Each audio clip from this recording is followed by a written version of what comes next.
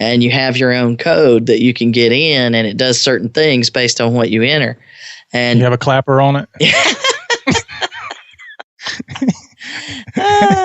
Clap on, clap off.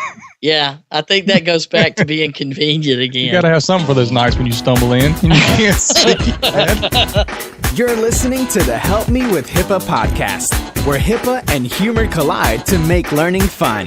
Your delightful hosts are Donna Grindle and David Sims. Relax, HIPAA help is on the way.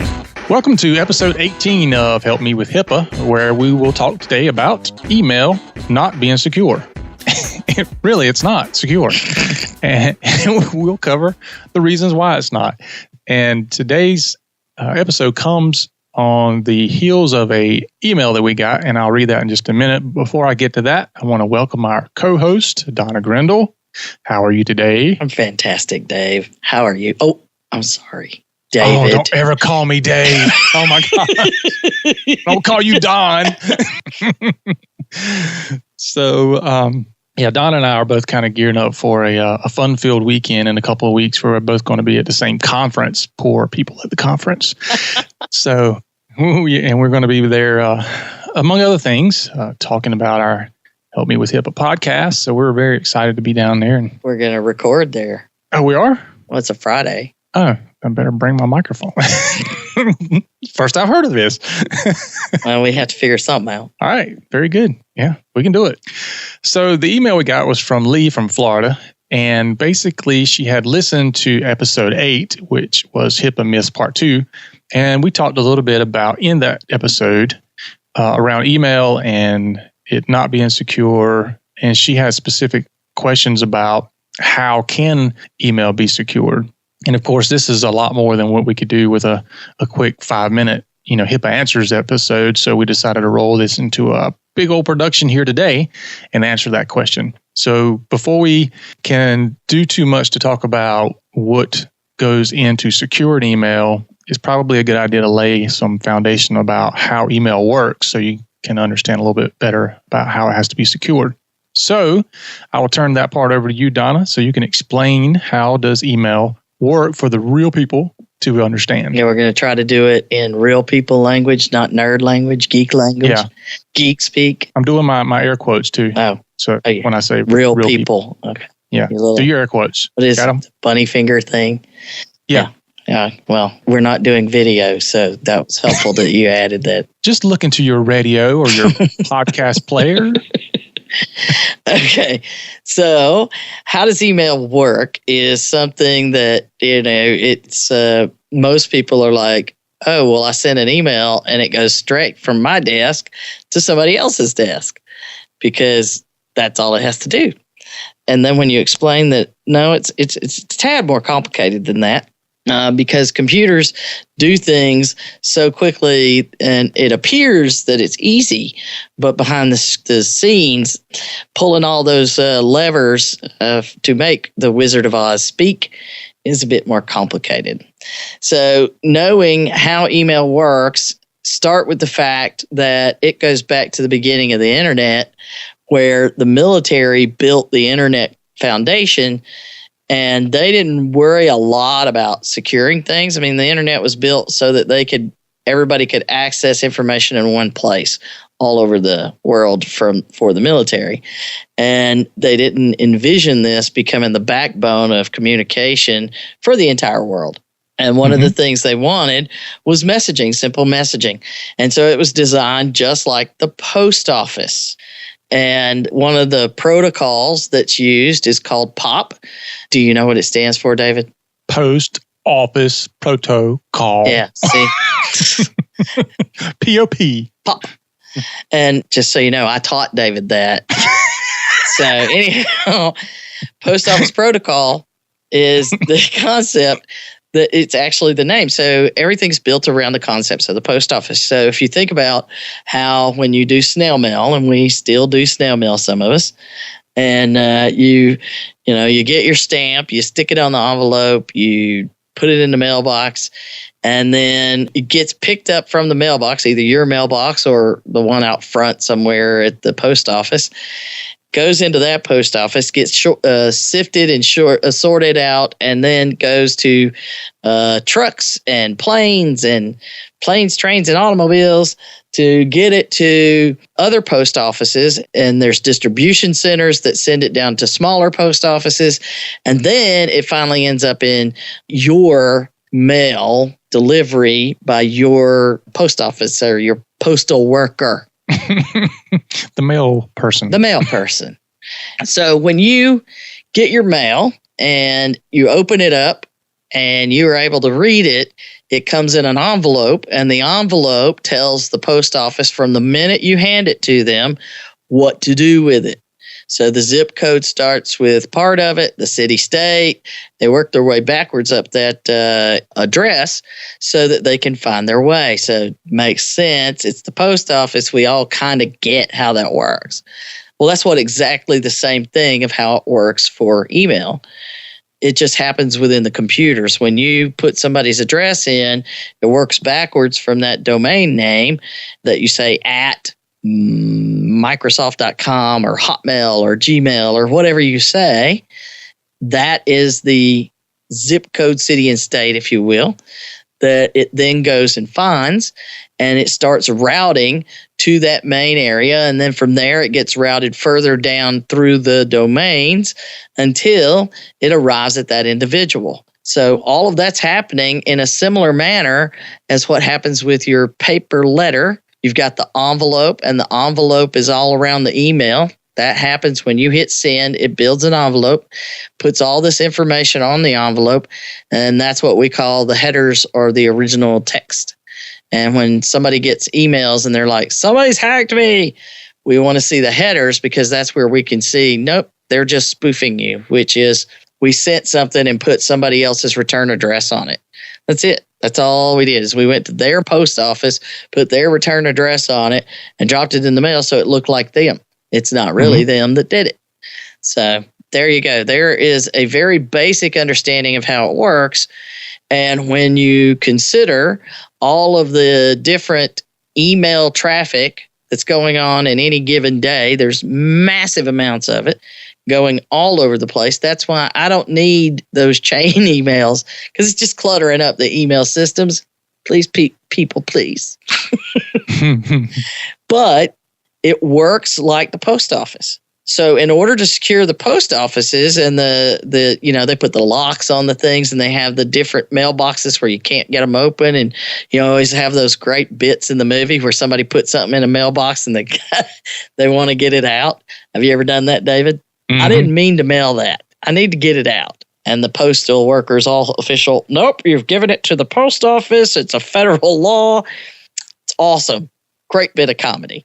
It's essentially the same thing that happens once you hit send. You got a little bit of time, but not much, because now it's been picked up and it's off on its own. So retrieving those emails, when you fire off something, you should think about it for a minute before you put it in the mail.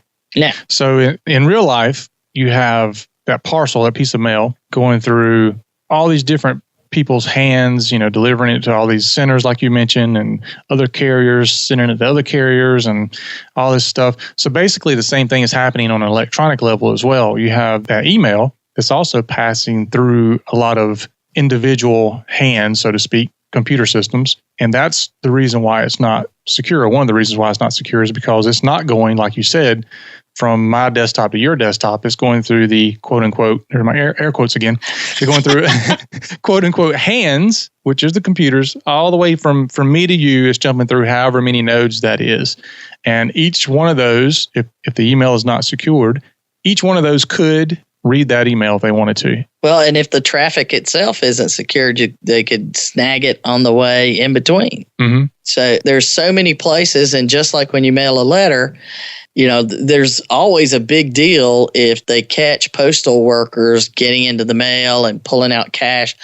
People are always saying, don't mail cash. Because why? If you wouldn't mail cash, then you shouldn't email anything that's important either. Same concept. Right, David? Now, if somebody uses a password, does that make their email secure? No. They need to, but that's not going to secure the traffic. That just logs you into your server. Okay. Now, what about when people send, because I hear this sometimes, they say, I'm using secure email because I have, this TLS box checked or SSL box checked or something like that within Outlook. So my email is secure. Is that kind of a misconception? Yeah, don't you think? What that tells it is encrypt the traffic when I send it, encrypt the traffic that goes from my computer to the server that I'm sending it to. My first step. So from my computer to the post office, there it's encrypted and that traffic is monitored properly or locked out. So you can't see it as it goes by, so to speak. Mm-hmm.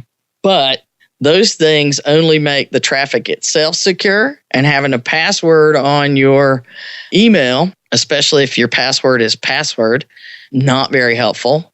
And having the password on your email controls what you're able to get into, but it doesn't control other things that people could get into. So there's like every day the Gmail servers are under attack because people are wanting to get into the servers and get access to everybody's email. Well, that's happening to all mail servers. If they know it's a mail server, they're pounding away trying to get in. Mm-hmm. And if they get in, they get it all. So if you have a password that's password, or you have a password that is your significant other's name with your anniversary, those are things that you can easily find on social media, just looking around or doing a search for you. If you haven't done searches for your own name, you haven't been creeped out enough, you should try it. So no matter how you do the email at the most basic level is only minimally secured with a password, meaning everybody that wants to log into my email account can't do it without the password. But if I can break that password, now I can get in. And I can encrypt the traffic on the first leg, and then most of the email servers themselves talk to each other encrypted, so that helps. But if I don't encrypt it on the first leg, it's just kind of, I don't even have an envelope on it. I just kind of wrote it at the top of the letter where I wanted to go. Okay. Now, you mentioned encryption, so let's take that as our first step when we talk about ways to actually secure email and do it properly.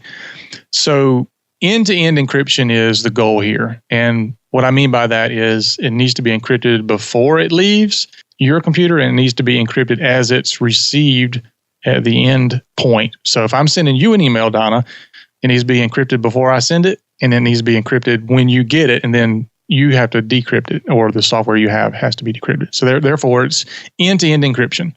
So what type of tools are around that type of solution? Well, there's a variety of ways you can do it. And the way that I try to equate that to the post office is if we were able to take one of those steel briefcases and put whatever we wanted to send in and put all kinds of locks and keys on it.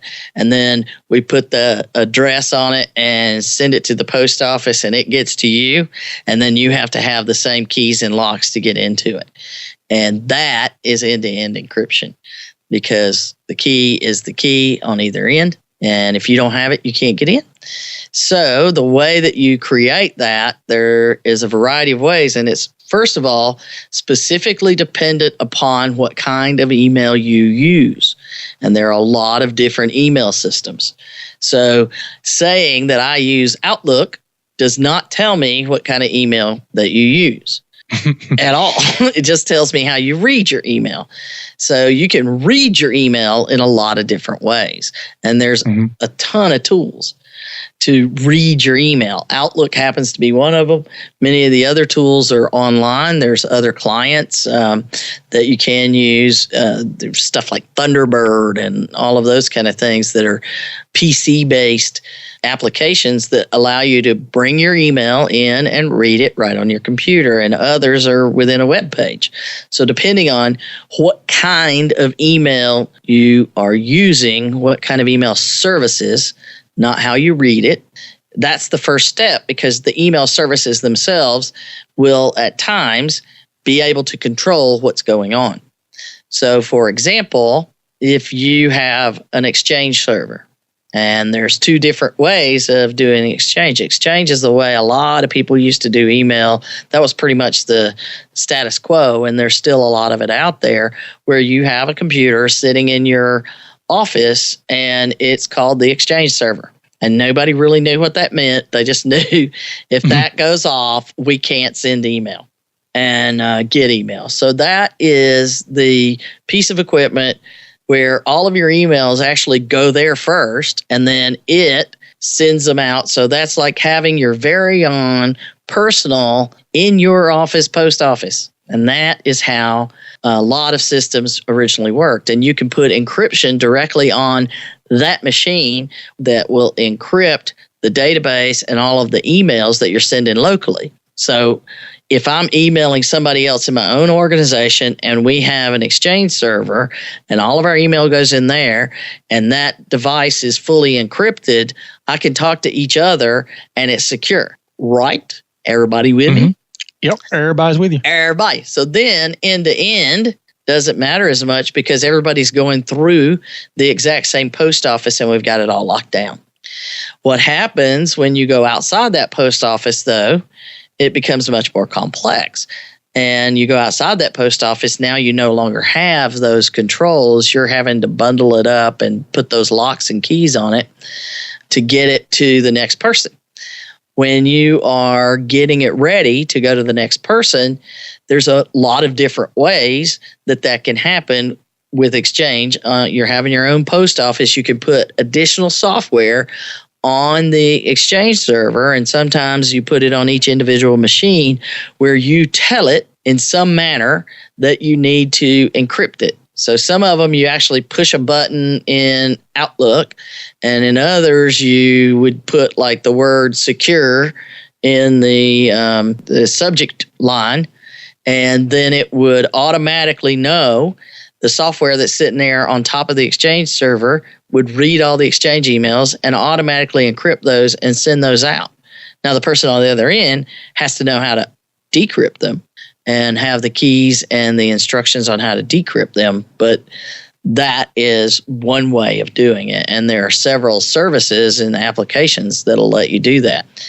And then you have the case with Exchange where you do hosted Exchange, which means you're still using Exchange server services, but now it's out in the cloud and somebody else is controlling the Exchange server itself, and they've just set it all up so that you can now use it. So that means it's no longer my own personal post office sitting in my office, but it is my own personal post office up in the cloud that somebody else is watching after for me.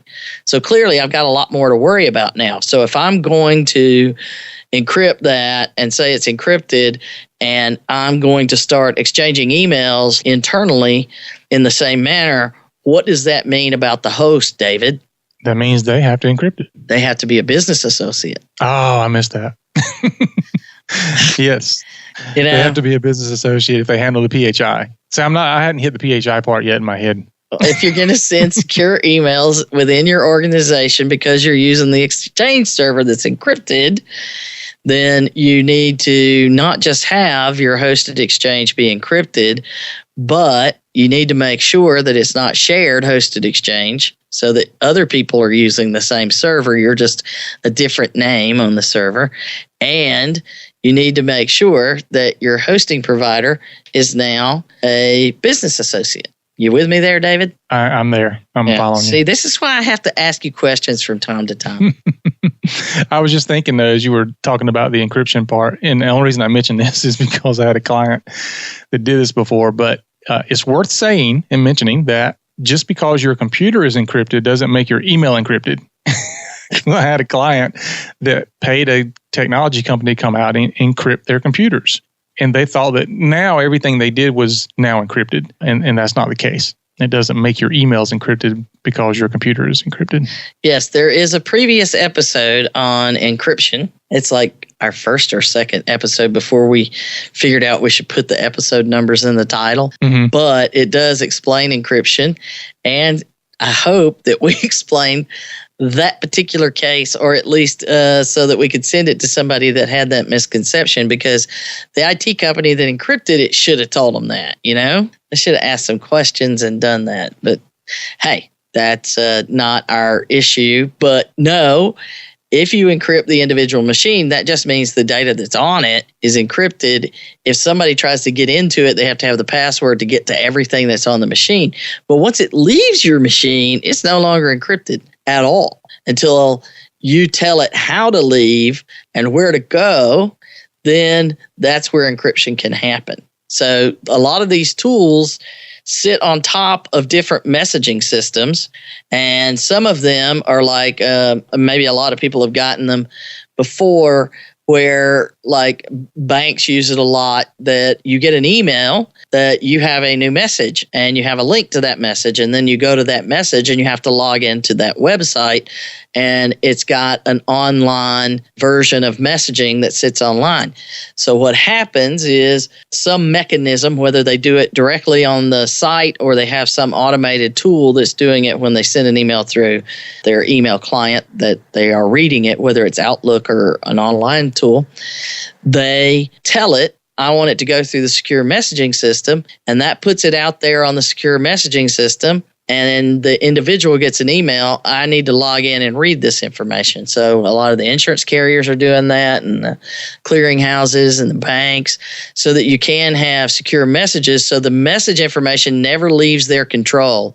The only thing that you get to know about and the only thing that ever lands in your inbox is that there is a message there and you have to go get it. Now, that's the kind of systems that seem to work the best, because you don't have to know anything other than you create your own account to get to that email online in the online messaging system. But to me, I think that one's a better approach than trying to manage the keys on two different ends. And the way that a lot of that works, you establish a relationship with the other individual on the other end, and they then load whatever keys and things so that you can now send things back and forth. That's a lot of stuff for the users on the other end, and especially when you don't know the skill level of your user base. You can have users that really don't understand computers at all, and they can't remember passwords from day to day. They lock themselves out of things. When you add in a complexity of making sure they know how to decrypt something, or encrypt something. So you have to keep in mind, whatever you're going to do in order to do this, it either needs to be something that is user-friendly enough for the people that are in your office as well as where you're sending things, or there has to be more automation and make it more intuitive for the users that you're going to send to be able to access the information without it being complex. And you certainly don't want it so complex in your own environment that it can't get it done. And that's why you have layers and layers of these applications. So there are providers of email servers, and you can add it on in between your Exchange server, let's say, and other places. Or if you use Google Gmail and Google Apps for Business, there's things you can add on to it as well. And Microsoft Online has things for the online email. What you're doing is you're adding additional services on. So this is not something you're going to find just included. And there went my little rabbit ears. Included, air fingers. It won't be just included. You have to go out and say, I want to do this in a certain way. And a lot of these higher end things in the larger organizations, they have the tools that automatically look for things and try to make sure that it's encrypted if it needs to be. And you can just put secure in there and boof, off it goes.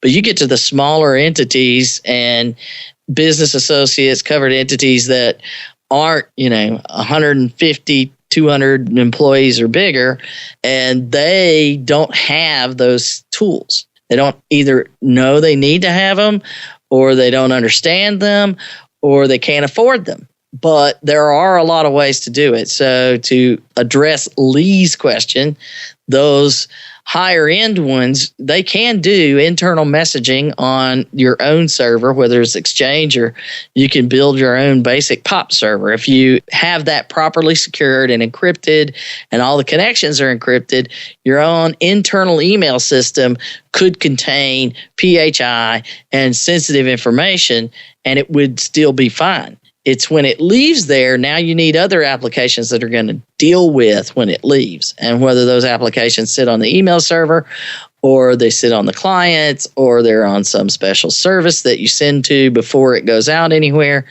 it's got to be in there somewhere. It's not just there. I know a lot of my clients use the email and messaging feature built into their medical record software. Right. And that's key, a key element because it's part of the portal services. Right. So they don't have to actually go out and buy another service. They may have to, it may not be the same email. I know you know what I'm saying. It'll be outside of what their normal email is, but it's still internal email that they can use. Well, it works like that system I was talking about where you get an email that you have a message. Mm-hmm. And I know people listen to this and we've talked about this before. They'll hear all these things and it can be overwhelming even listening to it. And they'll say, this is just too complicated, not convenient. I hear that all the time. This is not convenient. And I've said this more than once, and I'll say it probably a million more times, but security and convenience don't go hand in hand in most cases. Not at all. It's, that's the thing about security. You want it to be, if somebody's trying to break into your home, security is just mechanisms to make it inconvenient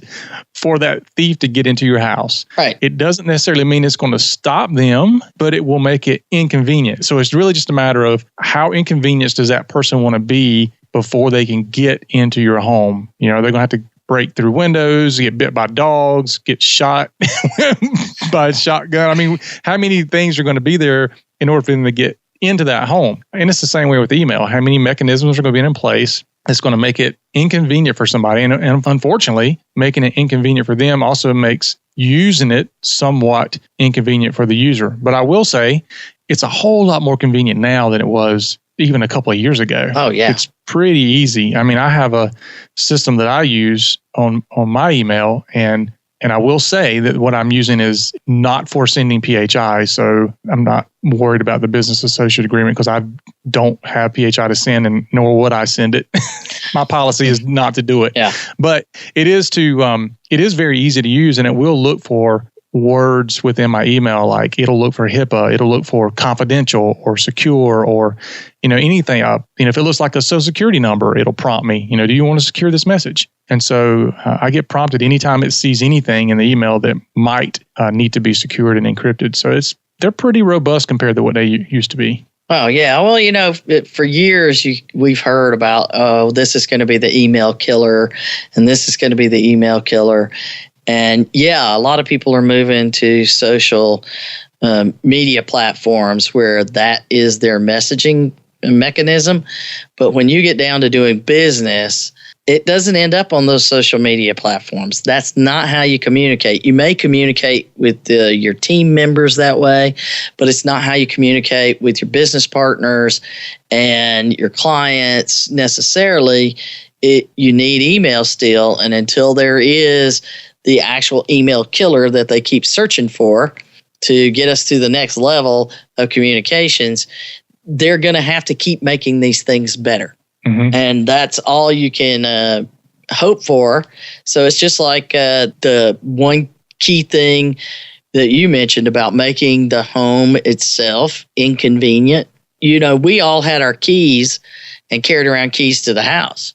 And growing up, I didn't lock the doors and we left the keys in the car because you got yelled at if somebody couldn't get into one of the houses around it was a huge family thing. So you could walk over to somebody's house across the pasture. And yeah, I said pasture because I didn't have to go across the pasture. But you could walk over to somebody's house across the pasture and go in the house and get whatever you need, have something to eat, get something to drink.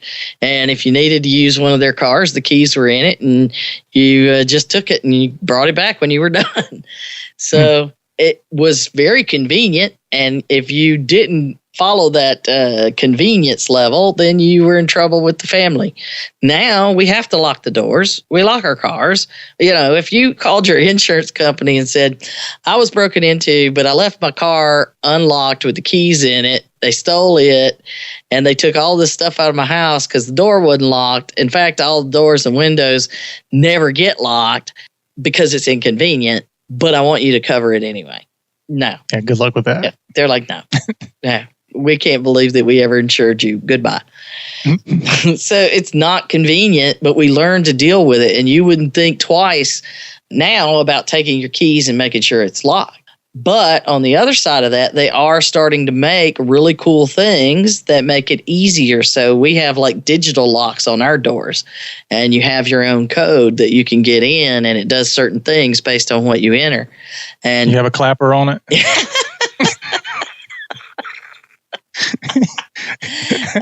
Just plug it to the door. Clap on, clap off. Yeah, I think that goes back to being convenient again. You got to have something for those nights when you stumble in and you can't see the keypad. It's slap at the digital thing until it lets you in. It knows where you're crawling to. That's whenever you have the keypad and the person set their passcode on the keypad is 1, 2, 3, 4. What use is it even to have it? Yeah, and it's so bad that numbers start to wear off the keypad only on 1, 2, 3, 4. They never use any of the other numbers. So it is a way to make things more convenient, but it's still security. And it's still inconvenient when you are a little late at night after a night out trying to remember those codes. But it's still often a lot easier than trying to get the key in the door, I'll tell you that. Sure, you know. Not that I've ever done it. I've seen other people do that. I've seen that. Okay, thanks for the clarification. I've seen that happen when I help take other people home, and I don't do that ever. So throughout our lives, things are going to continue to be inconvenient because security, as we've now opened up everything, and I know we talk about it all the time, that the world is fully connected. So you are under attack all the time, whether you believe it or not. We need to do a whole episode on why it matters, because don't you always get that one, David, that how many times nobody wants my stuff. I'm just little. Yeah. Oh, yeah. You're killing me. Hear that a lot. Yeah. Why would anybody try to attack, us when they could attack a hospital or whatever? I mean, yeah, I hear that a lot. I actually had a client a few years ago that gave me the same thing. And so I said, well, I'll tell you what, let me put this device in place, and this piece of equipment will basically scan all your traffic, and it'll alert if there's any type of intrusion detections. So if you're getting hammered with wrong usernames and passwords, or somebody's trying to ping certain ports, it'll just notify me. Mm-hmm. And this was a very, very small business. It was a one provider business. And at the end of week 1, I came back and looked, and they were getting hit anywhere from 5,000 to 8,000 times a day. Yeah. He was floored. And, and again, it's like, it's not about what you have on your system. If they get in there and they don't see anything interesting, that doesn't mean they're just going to leave. They're going to do things on your system to do either part of a network that's attacking a hospital, or you find yourself attacking the Pentagon or any of these other big entities. They use networks of computers that they can control. And once they get in, the computer becomes the thing that they want. If there's nothing else on there, they can still use your computer to attack other people. And they don't get that. Or sir, you just don't understand. That's why they want in. They can get in and get 6 computers, and they're left on at night with the processing power available for every one of them. What can we do with that? Oh, well, we'll put them into a grid and use them all at the same time to attack something. And bam, there you go. They're breaking into somebody else's email or something. But there is a breach that happened, and I can't at this time pull out all of the details about it, other than the fact that there was a breach of a physician's email because the physician was emailing information. Even though it was secured, they were emailing information and their password got hacked. So someone actually got into the email account. So now I'm into the email account. It doesn't really matter whether it's secured or encrypted to the other end or not, because now I can see everything. I can pull everything out of here. So keep in mind, even though you go through all of these, jump through ropes to be able to send something encrypted, if somebody breaks into your email because you're not securing it properly, or you're careless with the passwords, or there's a million ways people can just hack into your email. It happens all the time. That's why passwords are important, and two-factor authentication, which is something else we should talk about on another episode. Yeah, you can spill over into another 30 minutes here. There's so many things. Clearly, this is not a 5-minute HIPAA answer episode. No, and this is one of those things too, where my opinion is that when you have, and this doesn't fit for every organization, but when you have a smaller organization, if you can possibly have one person designated to deal with encrypted emails or secure emails or PHI that needs to be sent through email, then you have a whole lot less that you have to deal with, a whole lot fewer points of failure that might happen if you can do that. So that's another thing to consider, because I know some of you may be listening and thinking about, the front desk lady or somebody else in your organization and you're like, oh my gosh, there's no way they're going to be able to do all this. Maybe you don't have to have them do that. Maybe your policy is that anything that has to do with PHI goes through one particular individual in your office, and that person is maybe more tech savvy or has the proper tools to handle that. Right. I mean, it goes back to, what does your policy say? What procedures are you going to follow to make sure that you're securing PHI? And like you and I do, PHI doesn't go in email as far as we're concerned. There's too many factors, just like I mentioned a minute ago. If they break into somebody's email account, they've got access to all the PHI that's been flowing, encrypted, and all of that other stuff anyway. Mm-hmm. So it's not a be-all, end-all. And then they can send an email to somebody else and not be spoofed. It's really going to come from that person. And, somebody breaks into my email, they could send somebody else an email saying, hey, I'm doing some work on your computer. What's your password? And, it's legitimately coming from me, even though I'm not doing it. Mm-hmm. And they're liable to probably send that password along. And then guess what? Now they've got even more information they can hack into. Yeah, it's just a way in. All they need is they don't even need to get their foot in the door. They need to get their toenail in the door.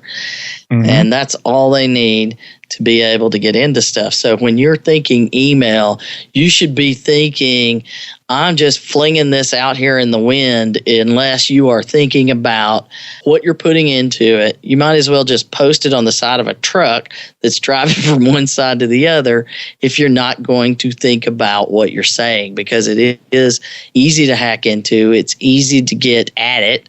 On the recipient's end as well, people see email as an easy way to get into things, because spear phishing now is huge. And it is going through the roof with those kinds of attacks that they've learned enough about the individual's email and the email actions in order to spearfish, if you will, and make sure that they don't even ever get the information enough to make it look like you are asking somebody to send some money to a certain entity. You reply to me, now I've got you.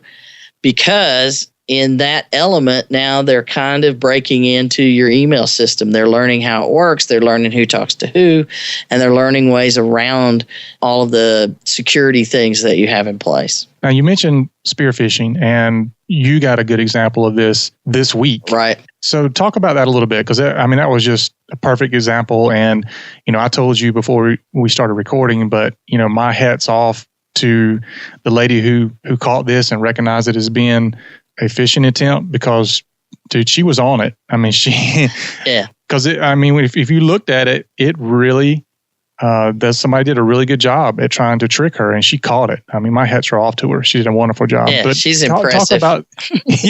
Talk about that as far as what happened. And that way some people may not understand what phishing emails or spear phishing is. So this will kind of give them a really good idea of what that means. So in this example, and like I said, I'm looking at it. It came through just within the last week, and person who works with us, and is one of our star students, and if she's listening, she knows, hey, shout out, Kaylee. You rock it. David's impressed.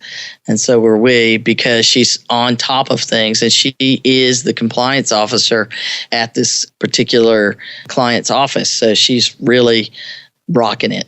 But she is also the finance person. and she gets an email that looks like it is from the CEO of the company. And it says, "Hi, I'll need you to process a wire transfer today. Let me know when you can so that I can send you the beneficiary's details.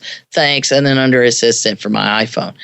So she sees this, and because we talk so much about it, she made a little bit of a thought about it. Now, had she been in a hurry, she's sharp enough, she probably would have, dinged it. But here was her assessment, and she sent this out to her entire staff saying, "Look, this is what I'm talking about when we talk about phishing and being careful with what's going on," because the actual email, and it even had little company icons on it and logos and everything, use the right name as the from. It's someone in an authority position, and I'm just sharing her analysis. And if she's ready for credit, she can let me know, and we'll talk all about her. And we'll interview you in a future episode. So anyhow, it says it's from someone in authority. It's from someone I work with on a daily basis. It's brief, but it also says sent from my iPhone because that matters. And then the next thing she said is the user icon even matches up.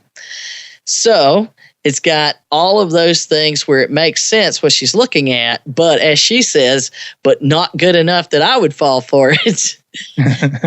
Because even though it said the email is from the proper CEO's address, the reply to email is different, and she was able to click on it and look at what the reply to said.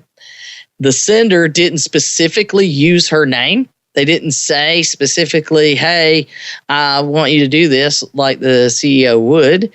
It's in a different font than is usual on all of their internal emails.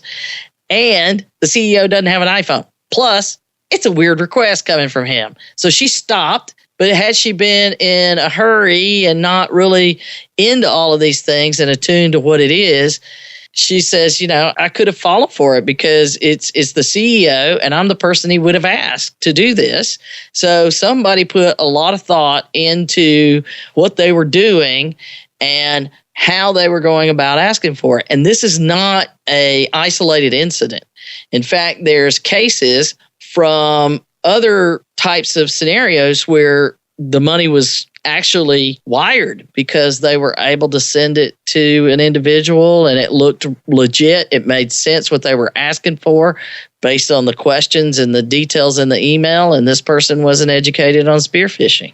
And just to note, they did go through and make sure the account was not hacked. They forged the from address, and that's spoofing, and that's what we talk about is it's a forged letter, so they put somebody else's name on it, so it looked like it came from me. They used my letterhead, my personal letterhead, and sent the email, but then they said, but it's going to come back to me because I can only make it come back to me to be able to get the stuff. So there's nothing unusual on the CEO's email. It never really came from his traffic. It came from somebody outside making it look very much like it came from the CEO to the financial person. That's serious investigative effort to know how to do that. And granted, the reply to address, that was the other key. It was a Gmail address. So that's not going to work. So anything that comes through asking you to send stuff, pay attention. Because if it looks the least little bit odd, it probably is. And this response to that email would have gone right to the spear phishing person and said, "Yep, you've done what you're supposed to do." And it would have only made it more likely for them to continue along the path and try to find ways to get in there. Yeah, I mean, it just amazes me on so many levels that she caught that, because most people, if their boss man asks them to do something, they don't question it. You know, they just do it. And, maybe, I don't know this organization, but, maybe the boss has made it absolutely clear that, we have an open door policy. If you see something doesn't look right, question it. So, they didn't have that fear of, I can't question him on it. I might get fired or whatever the case might be. So I think there's just a lot of things in play here that went very well. I mean, this was the perfect example of how to catch something and analyze it. And even though I'm sure she's like everybody else, she's super busy during the day. And when that came in, she had to take a minute to just sit down and go, okay, is this legit? Right. And should I be doing this? And it probably didn't take but a few seconds to pick up a phone or just pause and wait for an answer as to whether or not this is something that is an actual request from her CEO. Yeah. There's other channels of communication. You need to get confirmation. And that was her point. If it makes you second guess, if it seems odd, it's asking you to do something with money or to make changes to your computer. Hello, make sure.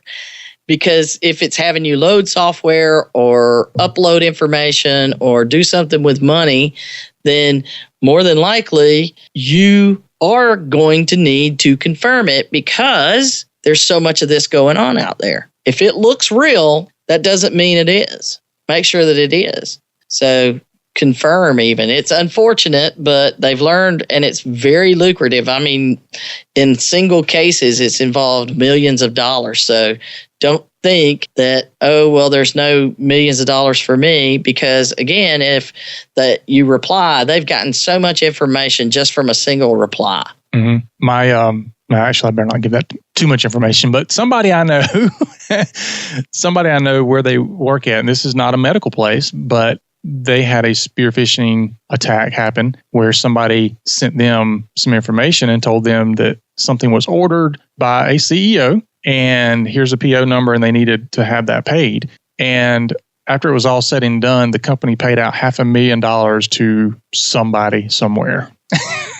Wow. And it was all because of a phishing email that person paid that amount. And when you look at it, it was very legitimate looking because it was an order amount that was normal. It was for products that were normally ordered, and it was mentioning people's names that were actually in the organization. So it looked legitimate, but it wasn't. And that company lost $500,000 because of it.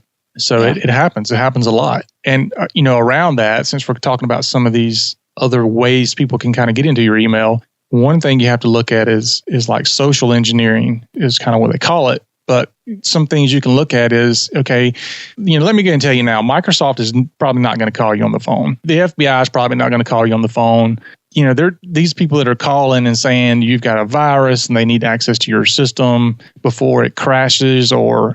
These organizations are not going to call you. There's not going to be some technician that's going to call you out of the blue and need access to your system. In fact, you should get to know who your IT people are very well. And if somebody calls and says they're from your IT company, because it doesn't take much to figure out who you're using, you need to question that. If it's somebody you're not aware of, if you've hired somebody new, I did that.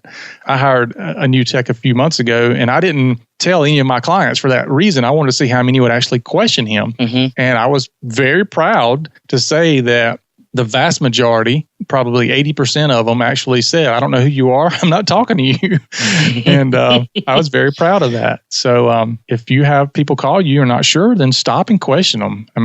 You say it a lot, Donna, it's the people that make the difference, not the technology. Yep. It's the people. So that was a great episode. I don't know how to do email. I'm happy. All right. So just to recap here, we talked a little bit about email and how it works. We talked about the misconceptions around email security and what makes it not secure, as well as things that you can do to make email secure. And we also talked about some of the things that you can do within your EHR program, secure messaging, and we dove a little bit into spear phishing.